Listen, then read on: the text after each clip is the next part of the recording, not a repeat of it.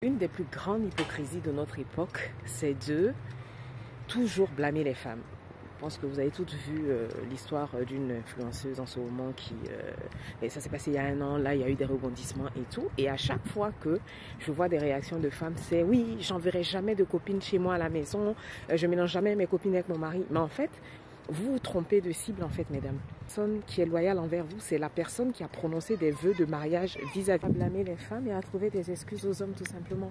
Même si tes copines ne rentrent pas chez toi, si un homme a décidé de te tromper, il le fera. S'il choisit de te tromper, il le fera. Et comme je le dis souvent, pour moi, l'infidélité, c'est avant tout un choix. C'est une question de choix. C'est pas une question de oui, on lui a donné l'opportunité ou pas, ou parce que tes copines font partie de votre entourage. Vous vous rendez compte quand même de la gravité de ce que vous dites? Vous imaginez si on ne peut plus laisser rentrer nos copines à la maison parce qu'on a l'impression que nos hommes vont nous tromper? C'est grave de penser comme ça.